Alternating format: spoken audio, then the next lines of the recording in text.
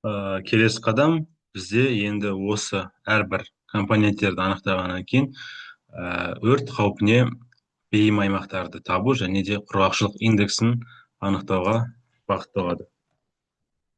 Келесі dryness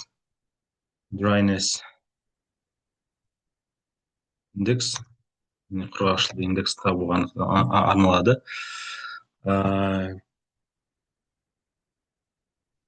Var dryness индекс NDVI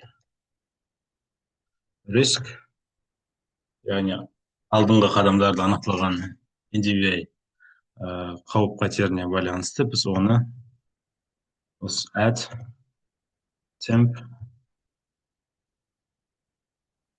risk divide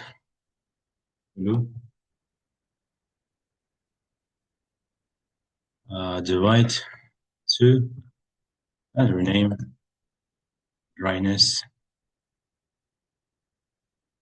index. Келесі қадам high risk index.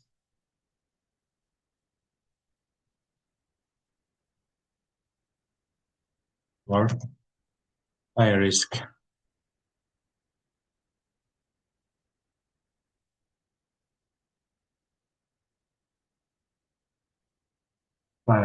index NDVI multiply, яғни бұны да мен сіздерге қазір копировать етіп қоя салайын, өйткені бұл жақта қателіктер кетсе, яғни біздің скриптіміз дұрыс орындалмайды. Яғни fire risk index NDVI risk multiply W NDVI add temp risk multiply precipitation risk multiply precipitation slope norm multiply land risk multiply және де fire risk index clip park бойынша анықтаймыз. Яғни бұны біз переопределять етеміз, яғни қайтадан анықтау арқылы біз comp.zero fire risk index арқылы анықтайтын боламыз.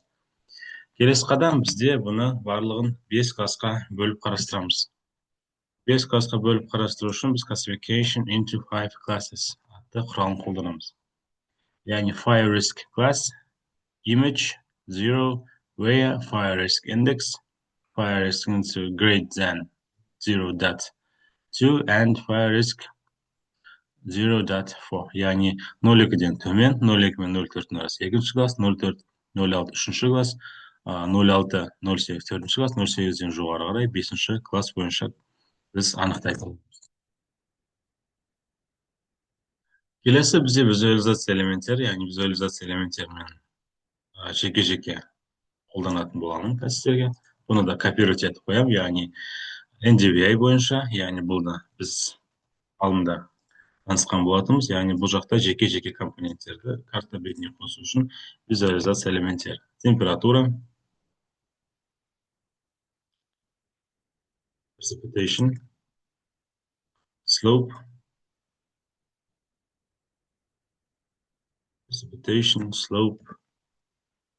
яғни мен қазір паузаға қойып, осыны сіздер жеке-жеке жазып алсаңыздар болады.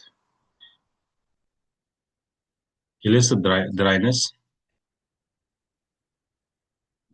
index, fire risk index, fire risk classes,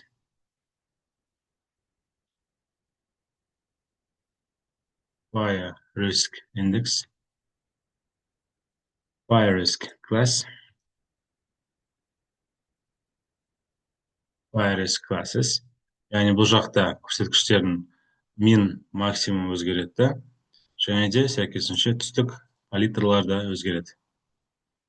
Яғни сіздер бұның барлығын пауза қойып жазып алсаңыздар болады. Legend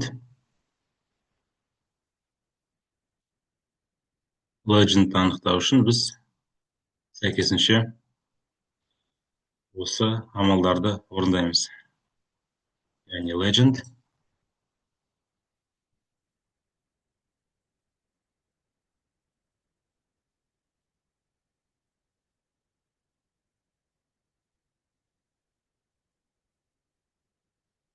legend, legend at,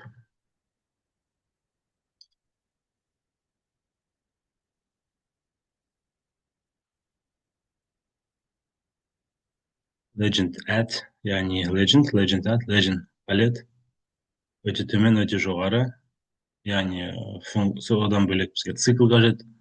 Циклдың барлығын анықтағаннан кейін келесі қадам area of each class, яғни әрбір көрсеткіштердің өзіндік статистикалық деректерін қалай анықтаймыз, соған жауап береміз.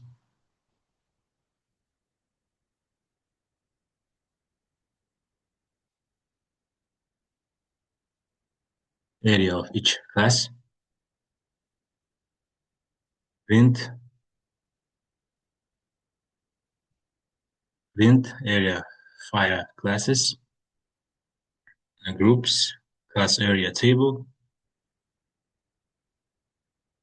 яғни бұл бізде функция болғандықтан, яғни бұл функция және map, яғни бұл итерациялық функция болғандықтан, бұны жеке көрсететін боламыз.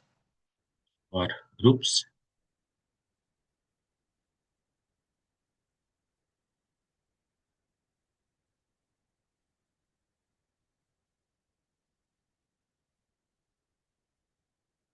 var groups, class area table, яғни әрбіреуін жеке-жеке көрсеткіштерге бөлеміз да print жасаймыз. Және де сәйкесінше экспорт орындайтын боламыз.